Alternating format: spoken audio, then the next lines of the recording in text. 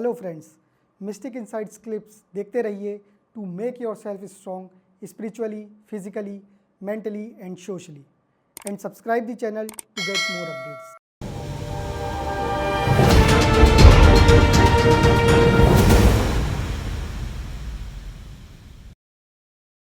और एक चीज़ और है, अभी आपने कहा कि वो लोग यान बना के रहते हैं, यूएफओ कह लीजिए। जी जी तो एलियंस, जब बात यूएफओ की आती है तो एलियंस भी आते हैं। तो ये जो एलियंस है, ये क्या एग्जिस्ट करते हैं? बाबूजी ने कुछ बताया मतलब इनके बारे में? बापूजी ने हमें तो बहुत कुछ बताया, बहुत कुछ हमने कम ही चीज़ें हमने इसमें डाली है यूट्यूब में कि ये जो एलियंस हैं वो दूसरे प्लेनेट से आने वाले हैं, दूसरी गैलेक्सी से आने वाले हैं। जैसे बापूजी ने हमें बताया ना, ब्रह्मांड, महाब्रह्मांड, परम महाब्रह्मांड, जैसे हमारा सूर्य है ना, इससे 1 करोड़ गुना बड़ा सूर्य है। मतलब इतना बड़ा सोलर सिस्टम वहाँ पर है जहाँ पे सूर्य 1 करोड़ गुना बड़ा है। आप साइंस में जानते हो उसका नाम अलग अलग है, बड़े बड़े तारे, बड़े बड़े स्टार, बड़े बड़े सोलर सिस्टम। तो वहाँ पर बहुत बड़ी दुनिया है, बहुत हमारे से ज़्यादा पावर के लोग हैं। जैसे हमारे शास्त्र में बताया, रामायण में बताया, गुरु वशिष्ठ ने उनको बताया राम को कि राम 14 कला के बने हुए थे। उनकी पावर आत्मा में 14 कला की थी, कृष्ण की 16 कला।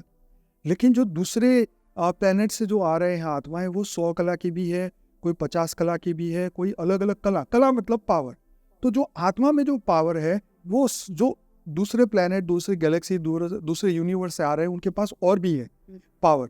तो वो जो आत्माएं हैं, उनको बापूजी ने एलियंस, ये लोगों को समझाने के लिए, क्योंकि लोग समझ नहीं रहे कि सत्य क्या है। नहीं, तो जैसे मैं एक चीज़ प्लीज बीच में जानना चाहूँगा कि जैसे एलियंस की बात है, आपने आत्मा बोला, तो जो एलियंस है, क्या इनको ये माना जाए कि जैसे आज हम लोग 5 एलिमेंट से बने जीव हैं, यहाँ पे जो पृथ्वी पे रह रहे हैं, नहीं, वो हमारी तरह नहीं दिखते। तो वो हमारी तरह दिखते नहीं दिखते, या उनके एलिमेंट्स क्या हैं? नहीं, उनके अलग अलग एलिमेंट्स हैं। हमारे लाइफ इन मल्टीवर्स की बुक है हमारी, उसमें बापूजी ने ये G1 से लेके G17 तक के ब्रह्मांडों के जब यूनिवर्स के बारे में बताया, तो उसमें रहने वाले आत्माओं की कैटेगरी के बारे में भी बताया कि कितने प्रतिशत उनमें परम तत्व है, कितने परम लाइट है, कितने उनके अंदर आकाश, वायु और अग्नि है।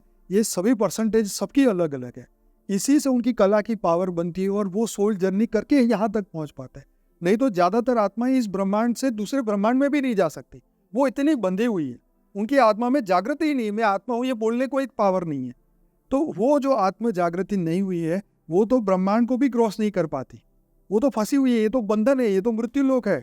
हाँ, तो जगत मिथ्या है, लेकिन ये तो जगत को सत्य मानने वाले कभी इससे बाहर नहीं जा सकते। मैं आत्मा हूँ ये मानने वाले कितने लोग हैं? तो इसीलिए वो एलियंस जो है वो अलग तरीके के हैं, वो मनुष्य की तरह नहीं है, वो सूक्ष्म रूप में है, वो प्रकाश के हैं। उनका प्रकाश प्लस माइनस है, उनका सूक्ष्म रूप होता है। वो चाहे तो अपने मनुष्य की तरह भी दिख सकते हैं, वो चाहे तो कुछ और तरीके के भी दिख सकते हैं, मतलब रूप बदल सकते हैं? बदल सकते हैं वो रूप। अच्छा। और वो पॉजिटिव भी है और नेगेटिव भी है। पॉजिटिव वालों ने ही इतनी अच्छी टेक्नोलॉजी धरती पे दी, नहीं तो 20 साल में हम लैंडलाइन फोन पे बात करते थे 20 साल पहले। तो फिर एक चीज़ मैं यहाँ पे थोड़ा सा जानना चाहूँगा कि जैसे आपने कहा पॉजिटिव वाले जो एलियंस हैं, उन लोगों ने एक प्रकार से यहाँ टेक्नोलॉजी दी, तो ये जैसे यहाँ पे बताया जाता है कि फलाने साइंटिस्ट ने ये चीज़ इन्वेंट की, तो ठीक है, तो ये कैसे दे रहे हैं? उनके पीछे उनका कनेक्शन है। बिल्कुल, सूक्ष्म जगत ने ही पूरी टेक्नोलॉजी दी है। आज का मनुष्य तो कुछ नहीं कर सकता। अच्छा, आज का मनुष्य तो अपने आप को नहीं जान सकता, दूसरी बात की क्या बात करें, क्योंकि अभी साइंस तो डेवलप हुआ ही नहीं है रियल में। उन्होंने तो आत्मा को भी नहीं देखा कि ये शरीर में से जो निकल जाता है वो क्या चीज है, वही नहीं जाना। अभी तो मंगल पे क्या हो रहा है, क्या कितनी आत्मा है, चंद्रलोक में हमारे पूर्वज रहते, शास्त्रों में लिखा है। चंद्र पे सूक्ष्म जगत है, वो आने ही नहीं देना चाहता था अभी तक, इसीलिए सभी लोग फेल हो जाते, सबके मिशन फेल होते थे। लेकिन अब वो सूक्ष्म जगत वाले बोलते हैं कि आओ मंगल पे भी सपोर्ट 2030 में पहुंच जाएंगे, 2030 में पहुंच जाएंगे मंगल पे। मनुष्य 2030 में मंगल पे पहुंच जाएंगे। अच्छा, ओके। तो एक चीज़ यहाँ पे ये है ना कि नो डाउट, मतलब एलियंस की बात की जाए तो वो लोग एक प्रकार से हम लोग से बहुत ज़्यादा एडवांस्ड है। क्यों? क्योंकि वो यहाँ आ पा रहे हैं, है ना?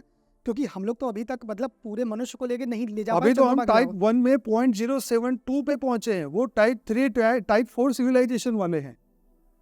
मतलब वो गैलेक्सी में से पावर ले लेते हैं सीधा। अच्छा, गैलेक्सी में से ले, जैसे हम तो सूर्य में से ले रहे हैं, वो तो पूरी आकाश गंगा में से ले सकते हैं। तो दूसरे, क्योंकि इनके पास इतनी टेक्नोलॉजी है कि वो पूरे सोलर सिस्टम को हब कर सकते हैं, 1 मिनट में गायब कर सकते हैं और 1 मिनट में बना भी सकते हैं।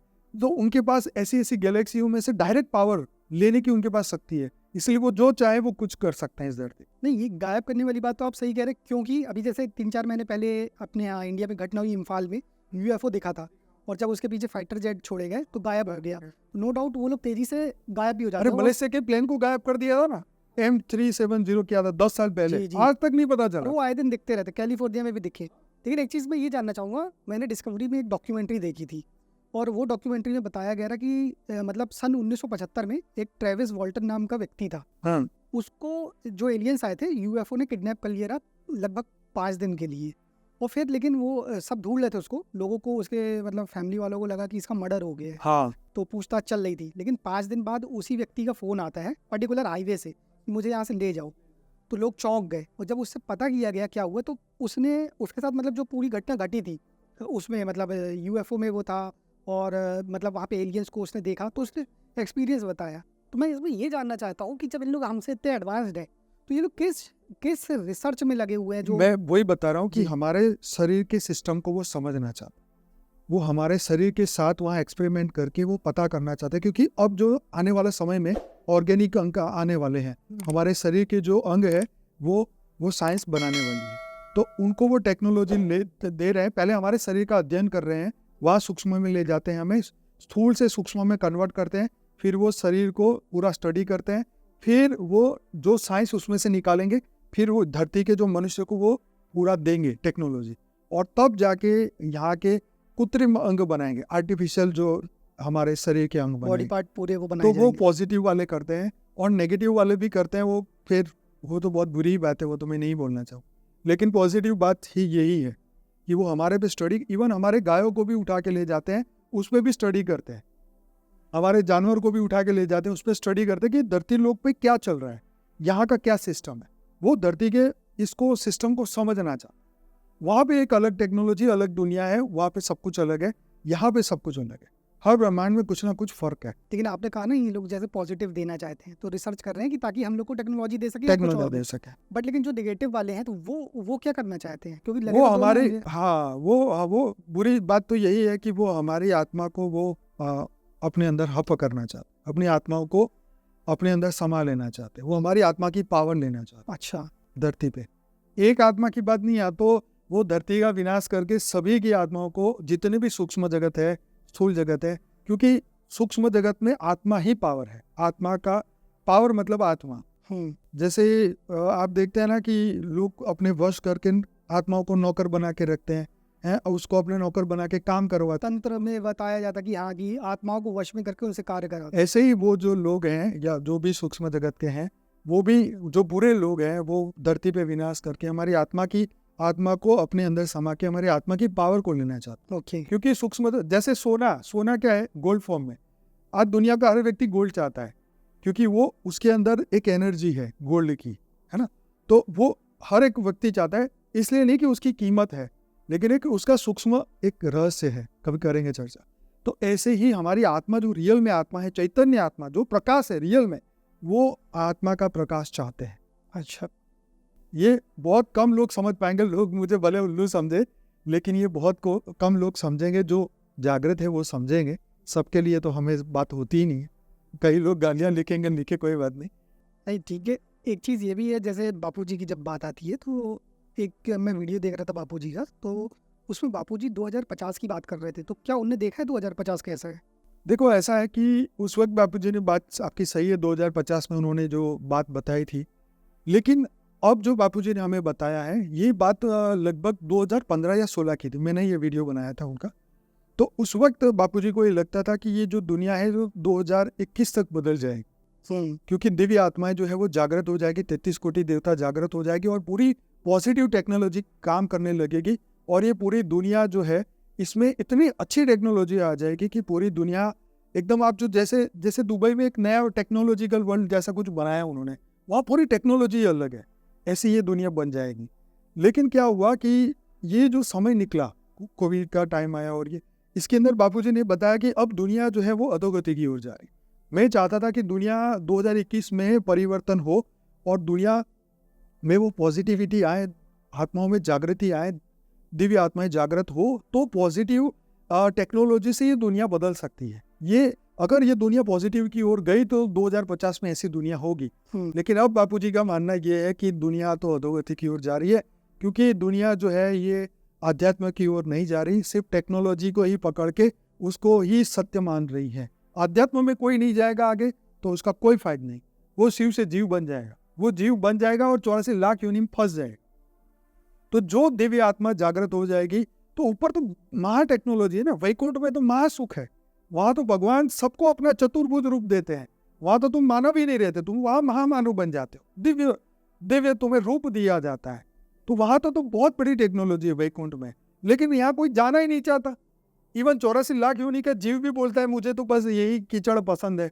तो तुम कौन ऊपर जाएगा, कौन साधना कर रहा है, कौन मान रहा है? तो दुनिया, बापूजी चाहते हैं कि दुनिया जल्दी जल्दी परम प्रकाश की बने, पूरा मल्टीवर्स परम लाइट का बन जाए, परम प्रकाश का बन जाए, मृत्यु लोग रहे नहीं, कोई दुखी हो नहीं। लेकिन ये कब होगा? जब सब प्रकाशमान रूप में होंगे, तब ये परम धाम में ये सब। आपने बैकुंठ लोक बोला, थोड़ा सा बैकुंठ लोक के बारे में बताइए ना, कैसा है? अगर बापूजी ने देखा है तो बैकुंठ लोक कैसा है, क्या है वहाँ पे, क्या क्या चीजें हैं? देखो, ये दुनिया है माया की और वहां है महामाया। जैसे स्वर्ग का सुख आप जानते हैं ना, स्वर्ग में क्या सुख होता है, अमरता का सुख। ऐसे ही वैकुंठ महाअमर है, वहां परम सुख है। वहां पे यहाँ सुख है, वहां परम सुख, यहाँ शांति है, वहां परम शांति। लेकिन वहां पर फिर भी आत्मा का अस्तित्व रहता है। वो जब तक परम धाम में जाके शिवत्व के परम प्रकाश को धारण नहीं करती तब तक उसका अस्तित्व है। तो वहां भगवान का रूप है, वहां भगवान विष्णु रहते हैं। वहां गोलोक है तो वहां भगवान कृष्ण का रूप रहता है। वहां साकेत लोग है विष्णुपुर में तो भगवान राम वहां रहते हैं। तो उनके जो भक्त हैं, उनकी आत्माएं वहां अंतिम समय में जो उनको पुकारती है वहां रहती है और वहां पे उनको परम सुख मिलता है। तो आपने जैसे गौलोक बोला, साकेत लोक बोला, हाँ, जैसे ये सब भगवान- उसी के अंदर अच्छा, तो विष्णुपुर। मतलब विष्णु जी के जितने भी अवतार हुए हैं, हाँ, तो इन सब के लोग बैकुंठ में ही हैं, हाँ, वैकुंठ, अलग अलग नहीं है मतलब। लेकिन सभी अवतारों के नहीं। हाँ, जैसे कच्छ अवतार, मत्स्य अवतार, वो तो स्पेशल पर्पस के लिए धरती पे आए थे। ओके। उन्होंने काम किया और वो आत्माएं फिर वहां पे, उनके कोई भक्त नहीं है, वो तो सिर्फ पर्पस से आए। लेकिन हम भक्ति से उनकी पूजा करते हैं। लेकिन वो उनको इतना ही पावर दिया गया था जितना उनको काम कर। ओके। अब आज आप मान लो कि कच्छ अवतार या मत्स्य अवतार की पूजा करेंगे तो आपको प्राप्ति कुछ नहीं होगी। आपको हाँ मन को शांति मिलेगी, मैंने कुछ अच्छा काम किया, लेकिन प्राप्ति तो विष्णु के रूप को ही करने से होगी या शिव को करने से शिवपुरी में जाओगे। बाकी देवी देवता को मानने वाले धरती पे ही रहने वाले हैं, उनको स्वर्ग का सुख ये थोड़ा बहुत मिलता रहेगा।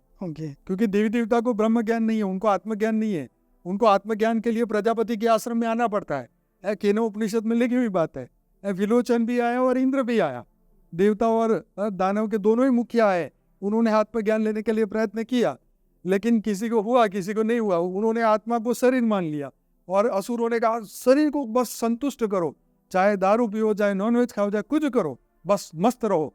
लेकिन देवताओं को बताया गया ये शरीर तो खत्म होने वाला है, ये आत्मा अलग है, तो आत्मा के बारे में चिंता करो। फिर ये वेदों का ज्ञान मिला उनको फिर इसीलिए अमृत उसी को कहा गया कि जिसने ज्ञान प्राप्त किया वो ऊपर पहुंचा अमृत पाके, और इन्होंने अमृत को नहीं पाया। क्योंकि ये शरीर को जो आज सत्य मानता है वो सब असुर में ऐश्वर्य बुद्धि बन जाते हैं, उनकी गलती नहीं है। क्योंकि मैं देहभान का अभ्यास करूंगा तो मैं तो रावण ही बनूंगा, मेरा अहंकार कभी खत्म नहीं होगा, मैं तो काम क्रोध लोभ मोह के चक्र से बाहर नहीं निकलूंगा। जो देवता है देने वाले, जो आत्मज्ञान भी पा लेते हैं, वही तो स्वर्ग से ऊपर जाएंगे। सही बात है। तो ये अच्छा, एक बार फिर वापस वहीं पे आते हैं, 2050 को थोड़ा और अच्छे से समझते हैं। तो जो अब होने वाला है आपने बताया, थोड़ा उसको और विस्तार में बताइए ना, क्या है, मतलब क्या होने वाला है? बापूजी ये चाहते हैं कि पूरा मल्टीवर्स परम प्रकाश का बन जाए, परम लाइट का बन जाए, ये मृत्यु लोग रहे नहीं, जहाँ ये मृत्यु लोग का कंसेप्ट ही खत्म हो जाए। बापूजी ने ये कहा कि जब नया मल्टीवर्स बनेगा तो जितनी भी गैलेक्सी यूनिवर्स में जितनी भी आत्माएं हैं, 3 से 4% आत्माएं, जब नया मल्टीवर्स परम महाशिव जब इसे बनाएंगे तो 4% आत्माएं नए मल्टीवर्स में जाएंगी, बाकी सभी आत्माएं जो रचयिता है उसमें समा जाएगी। ये तो है,